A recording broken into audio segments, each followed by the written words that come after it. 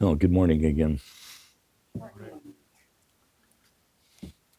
Reading this morning from the Dhammapada, a sweet little book. Some of you may not be familiar with it, but 423 verses that are part of the early thinking of the historical Shakyamuni Buddha. So put your hands in Hapchong, palm to palm, if you would, and listen to the words of the Buddha. This is from chapter 3 called Thought. As an archer aims his arrow, the wise aim their restless thoughts. Hard to aim, hard to restrain. As a fish hooked and left on the sand thrashes about in agony, the mind being trained in meditation trembles all over, desperate to escape the hand of Mara. Hard it is to train the mind. It goes wherever it likes and does what it wants.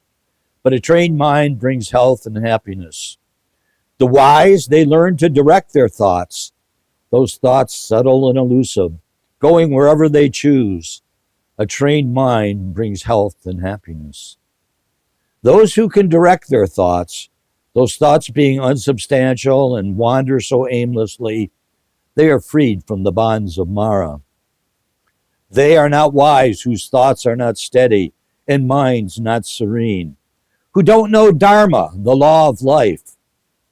They, on the other hand, are wise whose thoughts are steady and minds serene, unaffected by good and bad. They are awake and free from fear.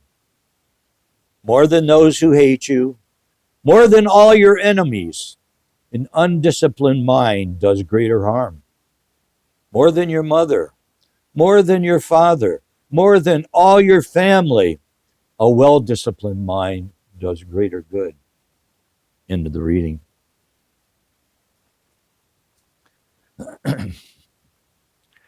I happened to, just actually a few nights ago, I hadn't had any supper, and at 9:30 I was getting hungry, and I thought I'll do a quick trip up to Burger King, get a Whopper. So I'm on Campbell Road, right at 11 Mile Road. I pull up to the light, and this big SUV pulls up in the left-hand turn lane, and this big Ford F-150 pulls up in this right lane. And they're just ahead of me a little bit, just kind of in front of my car. And they are MFing one another and giving the fingers. And this guy's about ready to get out of his F-150 and pound the other guy. And this guy's, your mother's a so-and-so. And I'm just sitting there listening to this. I thought, oh my God, am I going to have to call 911 or what? I'm too old to jump into the middle of it anymore. I actually did that one time about 20 years ago, but I can't do that any longer. So I just, waited, and wouldn't you know it, there's cars lined up behind this SUV. They want to turn left, and the light turns green, and pretty soon they're honking their horns. And he's not turning because he's MFing this guy over here. And all of a sudden it turns yellow, and then it turns red, and then he turns left. And these people sitting next to me in the left-hand turn lane, they're upset. They're pissed. And it's like such whatever little traffic incident it was about, it just almost, turned into this fire, huge fire. And all of these people got angry, and all this anger going on from this little, whatever this little traffic incident was. And I thought, man, how crazy is life? So I want to talk a little bit about anger and a little bit about what comes before anger, which probably more of us experience than anything else. Irritation, frustration, annoyance. And I had an incident a couple of weeks ago, big time, after practicing for 38 years, where I was really irritated and annoyed. But I want to step back first when I was still young. In spring of 1998, I caught the first boat out of Copper Harbor to Isle Royale. Any of you been? I know you've been to Isle Royale. Anyone else been to Isle Royale National Park? Big national park. It's 45 miles long, an island, 9 miles wide in the middle of Lake Superior. And I've been there 10 times, but on my second trip, I caught the first boat out of Copper Harbor. And there were 7 of us on the boat. the ferry. And typically it's called the barf boat because Lake Superior is a really rough, lake. It's like a sea. And I've been on it when I didn't get sick, but it came damn close. And anyhow, the captain said, I can't believe it. He said, in all my years of ferrying people over to Isle Royale, I've never seen the surface of the lake this calm. I have photos of it in an album inside. I mean, it was just like a mirror. It was so calm. I thought, wow, this portends good things happening. This is a great sign. This is going to be a good trip. So we get to the island, and the ranger says, come on into the shack here, and the ranger shack, and we'll explain the rules and regulations. And he wasn't going to stay on the island because we were the first group of the year and figured we could take care of ourselves. And so he said, let the captain take off all the gear, and then you guys pick up your gear afterwards. So he gives us our typical lecture that you get, and safety and whatnot. You can't have a bond, can't have any fires. You have to take a little portable gas burner or propane burner to cook your food. No fires allowed. So I go pick up my backpack and make sure I've got everything. And everyone else is going up over the island or down the ridge of the island. The 6 of them are going that way, and I'm going along up this way, 8 miles up the road to a place called Daisy Farm. So I get there, man, I'm excited. I start hiking away, and I want to get to my destination. It's all about getting to the destination and getting camp set up. And so I get to the destination, I get camp set up. And the very first thing I ever do when I'm backpacking or camping in wherever is I got to make coffee. I love my coffee.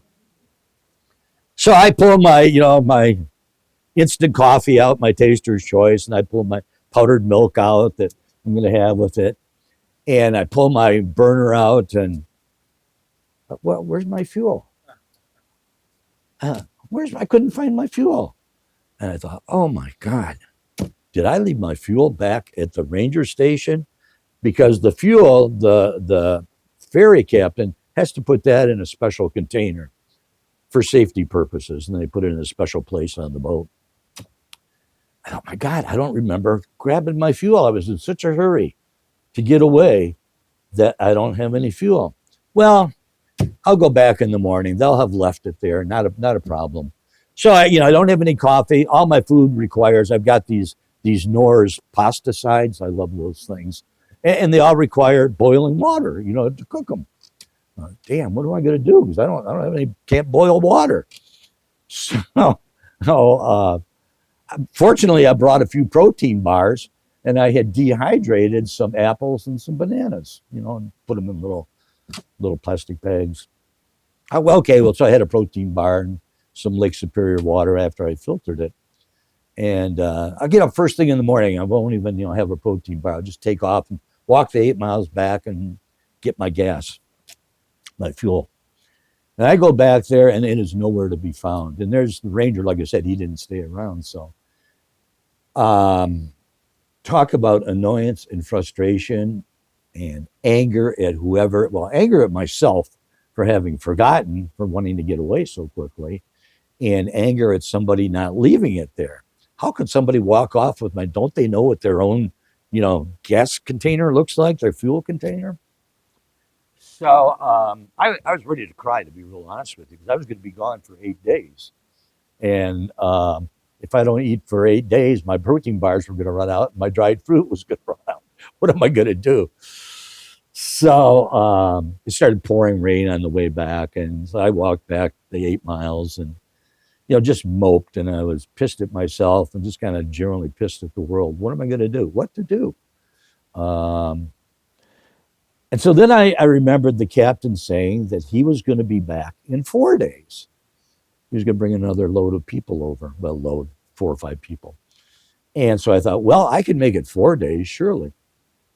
So I was tired by doing that 16 miles that one day. So I just kind of sat around the camp. And next day I thought, I got to make something good out of this. So I decided to hike up to the ridge. It was about a 7-mile hike up, going up the whole way and then back down again. And I saw a moose. that morning. And the sun was shining on this moose, and it was, eating lilies in this pond. And it's like, wow, this is fantastic. And I got a bunch of photos of it. And it was like, man, this is good. I got to make this trip count.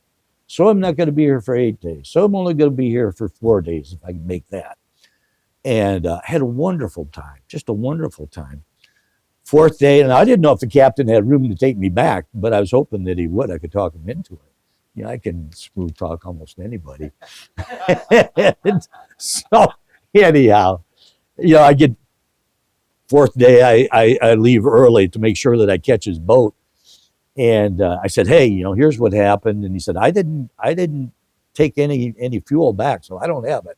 He said, I think what probably happened is one of the other campers, the hikers, inadvertently, they grabbed it. And, so anyhow, he said, sure, I'll give you a ride back. So just he and I, rode the boat back to Copper Harbor. And I thought that could have been a real terrible, if I had gotten any angrier. And I was frustrated and I was irritated with myself, but I managed to stop it and have a good time, make a good time out of that trip. Well, like I said, I had an incident here just a couple of weeks ago. I I just haven't been feeling well. I got some stuff going on physically, and it just wipes me out. I just don't have a whole lot of energy. Sundays I do. I love it when the people gather, and this fuels me. I mean, I just suck on your energy. Believe me, I just absorb it, and it like keeps me going till about 6 o'clock at night. Then I'll crash. But so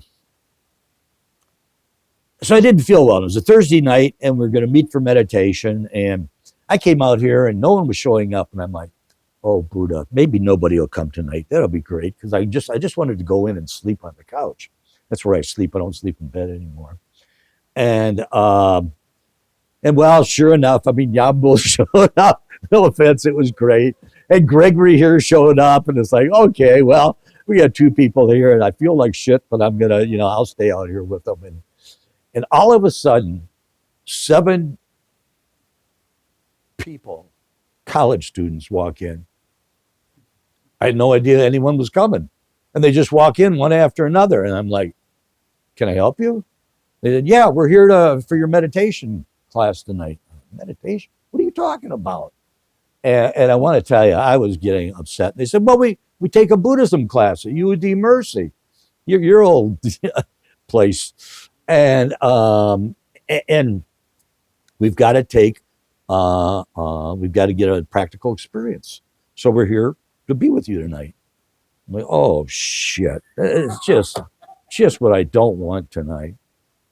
And so anyhow, I mean, I was angry. I wasn't just miffed. I was angry, and that I had to sit through this thing and then talk with these kids. Everyone's a kid to me now anymore. Talk with these kids afterwards. So we're sitting here in meditation. I'm trying to center, and I'm having a hard time just getting my mind centered again. So we'll do some chanting. These kids aren't used to chanting. So we did, 3 of us did some chanting and showed them how to do Maum chanting. And there's some contemplations that go along with it. And so we got them to do that. And I said, wow, I'm feeling pretty good about this now. And then it came time for them to ask questions. So I said, Yambo, come on up here. Greg, come on up here. And you're going to help me through this thing. And I got to tell you, we had a hell of a good time. And thank God these two were here, because they answered, at least 50%, if not more, of the questions for these kids. What's it like as a lay Buddhist? Okay, I'm a clergy, but what's it like as a lay Buddhist? And we had a lot of fun. The 10 of us here, we had a heck of a lot of fun. And so the teacher, the professor, Dr. Hu, contacted me about 5 days later. And she said, Sunim, I apologize so heartily. She said, I had no idea that you had the cancer going on and the other stuff going on. And she said, they were supposed to call you beforehand and see if you were available. And I said, well, they just bounded in here. And she said, well, I didn't know that until I'm reading their papers that they had to write, and I'm finding out about this. And I said, listen, I wasn't asked that night. Yeah, I know Dr. Who fairly well. I subbed for a class one time years ago. And I said I was an ass. I said I just didn't feel well, and they just walked in unannounced, and I was angry. I said I was really angry, really pissed. And I said, but I managed to get centered again. And I said the three of us actually happened to have a really good time, and I'm really grateful that they came. And I can honestly say that, even though initially I wasn't. So, how is it that you learn to get centered? And part of that is by learning how to meditate. Meditation is not trying to escape to your private little island where you're all alone and the sun is shining and the fish are jumping, the dolphins are swimming around. Everything is just honky dory, and you just escape the world and live there for the rest of your life. That's not what meditation is about. I've had people come here who think that's what it's about. Teach me how to escape. Teach me how to escape. It's about learning to confront yourself, every part of yourself, not just the part that people see and you make believe that that's who you are, but the shadow part. Who are you really? Getting you to learn to admit, to face up to what's buried deep inside your subconscious. Who are you really? I'm not this great jack of all trades that is a lover of all people and love to listen to your stories all the time. Hell no, I get frustrated. I get irritated. I want to go off and be by myself. You've got to learn how to admit that to yourself. You've got to learn to accept who you are as you really are deep down. All that stuff in your subconscious that's buried. Because if you don't let that stuff bubble up through meditation and your everyday life, believe me, it'll have its way with you. It'll jerk you around like a tail jerking the dog. It'll jerk you around and take you places you don't want to be. And I've been those places. And I don't want to go to those places again. So I learned what is deep inside me. What is it that motivates me? What is it that triggers me? And that's what learning our Buddhist practice is all about. Learning how to meditate, learning how to focus, how to center through chant, through the chants we do in the morning, through our everyday living. And we have two people today who have been exposed to it long enough and know that this is the way that they want to use. Not that they can't use other spiritual paths to inform them. I still like using my Christian path. The Hindu path is still a wonderful way. Yeah, but for me, the overarching umbrella is Buddha Dharma, which includes all these other things, these spiritual paths beneath it. So you've got to learn how to be proactive rather than reactive. Most of us, when we're confronted with conditions or situations, we react. How do you become proactive? By starting your practice. Get going. Start meditating. Start doing prostrations and bows. Start having faith in Buddha Dharma, in this fellow who lived 2,500 years ago, a human being, not a god, a human being who laid out a way. Here's a way that you can walk, where if you do it, you're going to have a hell of a lot better life than if you don't do it. So it's the path that I chose, and it's the path that these two will be choosing today formally. Proactive. So they're going to make vows, and that's one way of becoming proactive. We have a number of people in here already who have taken vows. Muan here is good. We haven't seen her in a while. She took vows when she was just a whole lot littler than you are now. And so listen, if you will. Put your hands in Hapchong, and we're going to finish up the talk with a chapter called The Brahman from the Dhammapada. Something for all of us to think about. Cross that river bravely. Conquer all your passions. Go beyond the world of fragments. Know the deathless ground of life. Cross that river bravely. Conquer all your passions. And by these, it means blind passions. Go beyond your likes and dislikes, and all fetters will fall away. Who is the true Brahman? Him I call a Brahman who has neither likes nor dislikes. and is free from the chains of fear. Who is a true Brahmin? Him I call a Brahmin who has trained his mind to be still and reach the supreme goal of life, Nibbana itself. End of the reading. May blessings abound for each one of us.